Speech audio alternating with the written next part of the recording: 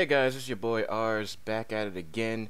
I said that I was going to make a video addressing why Kale overwhelming Goku was complete bullshit. But before I go into that video, I would like to thank all the people that subscribed and liked my video that I made. I really didn't expect for it to even get over 500 views, and it's currently sitting over 1,000, and I gained 13 subscribers from it. So I mean, I really do appreciate the support. And I'm glad that you guys liked the video for the most part.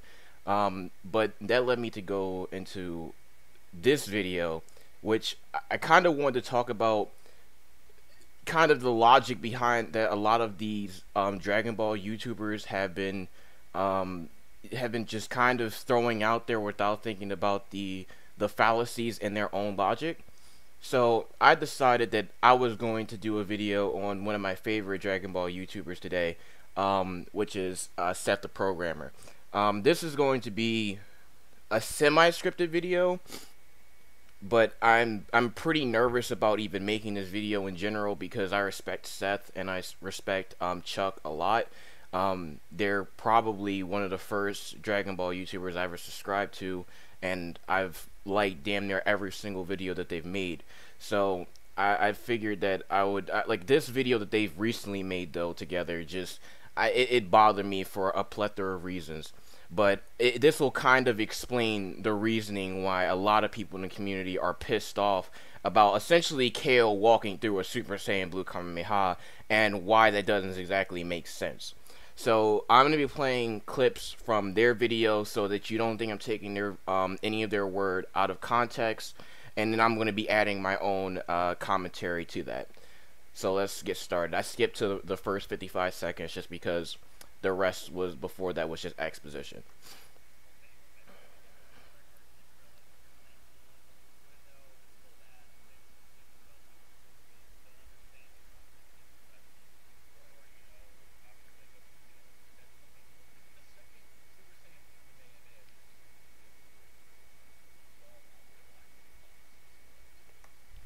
Alright, so their first point is that this is just key suppression. I've keep hearing this argument used by many Dragon Ball YouTubers. Seth and Chuck are not the only people guilty of this. They keep saying key suppression. If you look through the comments of this video, I mean, dude, Seth, Chuck, look through the comment section, dude. No one here doesn't understand what key suppression is. At this point, if you don't understand what key suppression is in Dragon Ball, you're either an idiot or you're not as big as a Dragon Ball fan as you claim to be. Okay? I understand what key suppression is. That still doesn't make Kale walking through a Super Saiyan Blue Kamehameha make any sense. Explain to me why Jiren was able to one-shot Kale with perfect king control without killing her, and yet Goku was incapable of doing the same feat. It makes even less sense when you consider in Dragon Ball Z, Goku was able to do the same thing that Jiren did with significantly less power. Do you guys remember the Namek Saga? I remember the Namek Saga. I remember in the Namek Saga, Goku one-shotted Raccoon, okay, did not kill him, just one-shotted him, and then did the exact same thing to Birder without killing him. As a matter of fact, even more overarching point, do you guys know how many people Goku has actually killed in the Dragon Ball Z franchise? Guess. 2 people. Fucking 2 people. That is how good he is at controlling his ki. He almost never kills his opponents because he is so good at controlling his ki. Sometimes it's just because he hasn't put enough power into his attacks. That's a fair point. But most of the time, it's just because he's so good at controlling his ki, and he almost never aims to kill his opponent, but he is able to defeat them without using lethal force. That is Goku's forte. That's the reason why Vegeta currently has the highest kill count in Dragon Ball Z, because when he fights people, more times than not, he aims to kill. Goku doesn't. The key suppression is not a logical approach to explain why Kale was able to walk through a Super Saiyan Blue Kamehameha. But let's go further into the video and see if you have any more justification for this. I'm going to let you speak.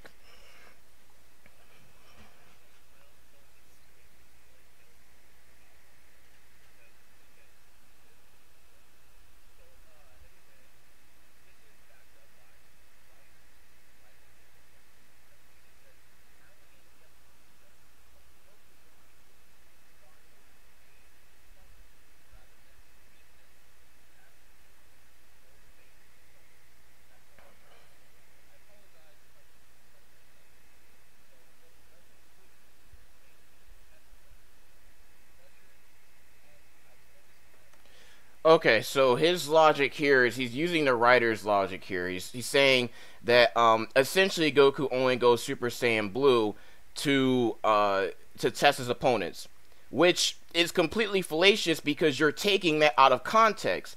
It's clearly stated in the same thing that you're quoting that he fought in order to gauge and defeat his opponents rather than defeat them while going around and recruiting people. Only in that case that he go Super Saiyan Blue in order to gauge his opponents. Okay, this is the tournament arc.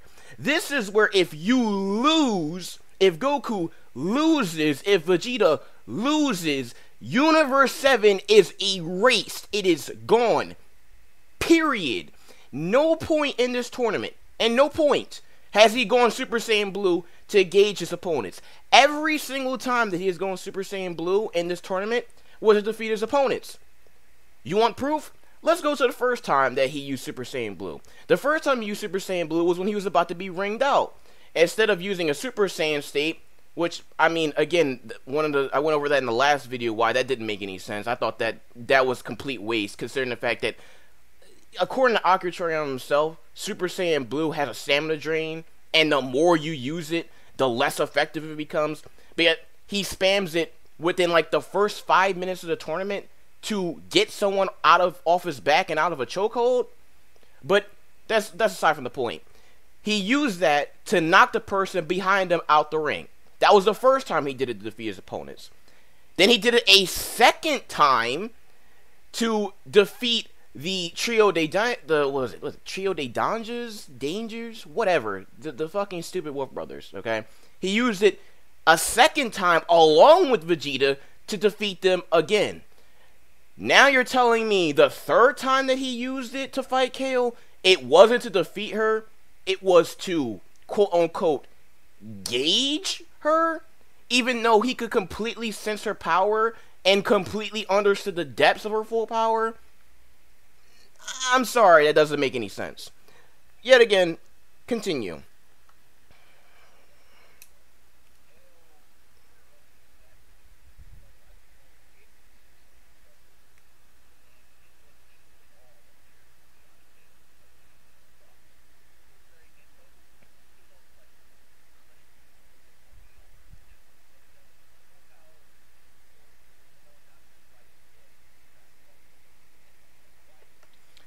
Okay, so I've been hearing this argument from not only Seth, but from freaking fanboys.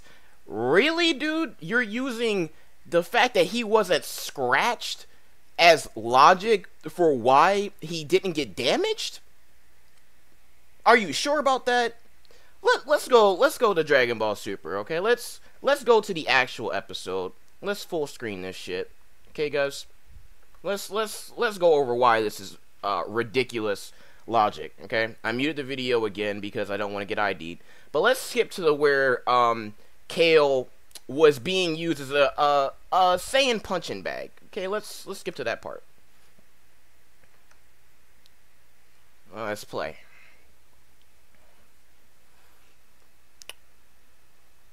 Come on, Crunchyroll. You can do it, I believe.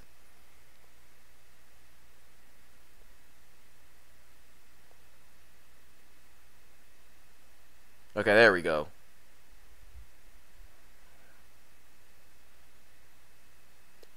Wow, that looks like it hurt. 4, 5, 6, 7, 8, 9, 10, 11, 12, 13, 14, 15. How many punches is that to the body? Who knows? I lost count. Holy shit. That looks like it hurt a lot.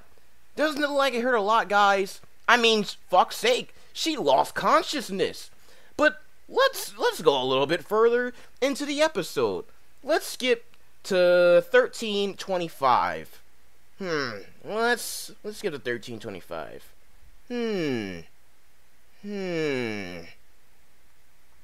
Let's hit the play button.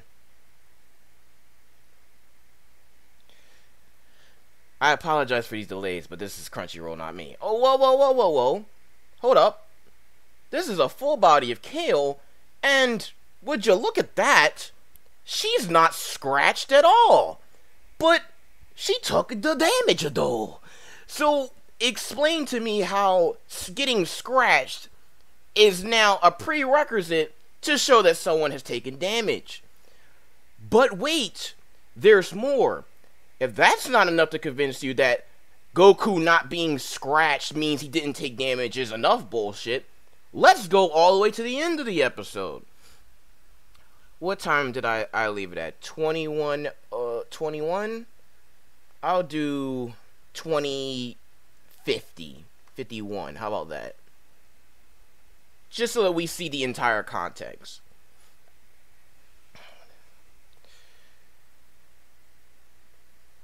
What you're watching right now is Jiren getting one-shotted. I'm sorry, Kale being one-shotted by Jiren. She literally gets the fucking Super Saiyan knocked out of her, and would you look at that again, no scratches anywhere on the body, not even torn clothes, fucking nothing, literally nothing. My god, dude, you guys have to use better reasoning than this. It's obvious the animation in this show is fucking inconsistent. You cannot tell me that she literally got the Super Saiyan knocked out of her, and that because she didn't get scratched, she didn't take damage. Sure. But we're not gonna pay any more attention to that. Let's go further into the video. I'm going to skip to 340 because everything else in between that point, they basically went over why Goku hadn't gotten nerfed, which I completely agree with. But I didn't even say what this video was about. This is their recent video. Has Super Saiyan Blue gotten nerfed / weaker? But in the, I think, 224 to 339 time range, I was completely fine with their reasoning there. It made sense. It's what happened afterwards that bothered me a little bit.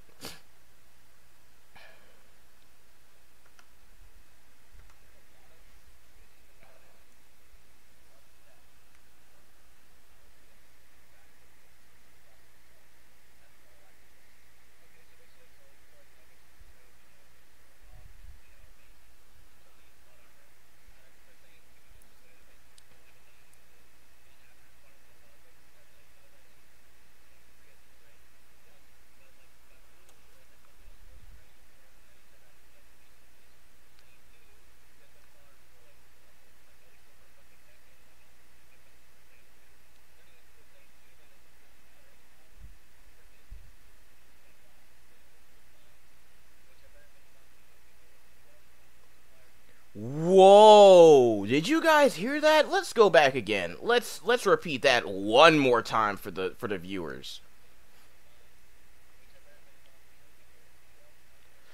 Wow! A 20,000 times multiplier for Super Saiyan Blue.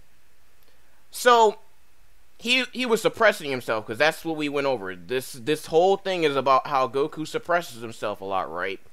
So, we know the multipliers. We know that Super Saiyan 2 is a 100 times multiplier. So, what you're telling me is that Goku increased his power by 200 times to fight someone that was weaker than him and was still suppressed at the same time. Really? No. See, this is what I'm talking about. This plane of logic doesn't make any sense. Listen to what you're saying. No one increases their power 200-fold to lose to someone that is weaker to them. This is shit writing. This literally solidifies my whole point. This is literally shit writing, okay? I understand that Super Saiyan Blue multipliers aren't exactly clear, and just because they say that it's 20,000 doesn't mean that it's actually 20,000.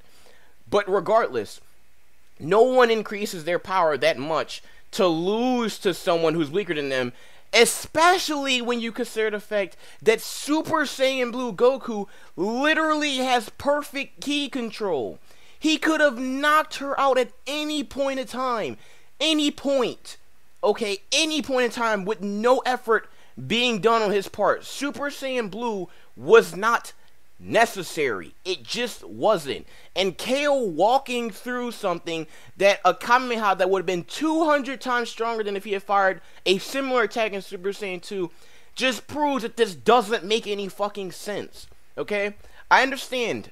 A lot of people have been saying, even in my previous video, okay, that Kale's Super Saiyan transformation can be as strong as the writers want it to be. Okay, it's a new transformation. You can't base it off the Broly movies. But here's the problem with that. Okay, it has been already well established that Super Saiyan God with God Essence and God Ki is way superior to Saiyan Ki. You can't just play it off and say, well, Hit was able to fight Goku without God Ki. Look how strong he was, man. Like, it doesn't matter. We're using something that has already been determined, that has been set in stone, okay? Saiyan Ki is tremendously weaker than God Ki. That is a fucking fact. Saiyan God Ki is superior in every way, shape, and form. I don't care how you feel or what you think. That is just the facts. And what just pisses me off to no end is I don't care what type of Saiyan she is. I don't care if she's Super Saiyan Berserk. I don't care if she's Legendary Super Saiyan. I don't care if this is the true form of the Saiyans, okay? This form that she just unlocked does not have God Essence on it, and it has no God Ki on it. Do you want to know how I know that without me using headcanon? I know that because every single time up to this point, anytime that Goku and Vegeta sensed God Ki or God Essence, they made it completely clear in the episode in which they sensed it. Every single time. Even when Goku became Super Saiyan Blue during the exhibition match against Universe 9, the gods, as soon as Goku turned Super Saiyan Blue, said that it was a power that rivals the fucking gods, okay? The gods were concerned about this transformation. They were concerned. Notice how when Kale turned into her legendary Super Saiyan state, as Seth has pointed out, and as Chuck has pointed out, that no one was shook. Hit didn't give a fuck. Jiren didn't give a fuck. Goku didn't give a fuck. Literally no one cared. The only people that cared, apparently, was Vegeta, but that was just kind of like, he was like, well, what the fuck is this? I've never seen this before. That was more concerned because he had never seen the transformation before. No one else cared. Yet for some reason, even though Goku could sense her energy and has perfect ki control and has God Ki, he wasn't able to determine what was enough power to wreck Kale without going Super Saiyan Blue. Does that make sense? Is it sinking in yet? Okay? It doesn't make sense. None of this shit makes sense. This is literally terrible writing in every single way imaginable. It's bad. Really, really bad. But I'm going to be done with this video, okay? If you guys want to watch the video for yourself, so you're 100% sure that I'm not taking anything out of context, but, you know, you guys can make the decision on yourself. This is just the video I wanted to make to explain why Kale overpowering Super Saiyan Blue Goku, or Goku in general, is just completely retarded. It just doesn't make any sense. Thank you again for if you tuned in to watch this video. I appreciate the support. I appreciate the support in the last video.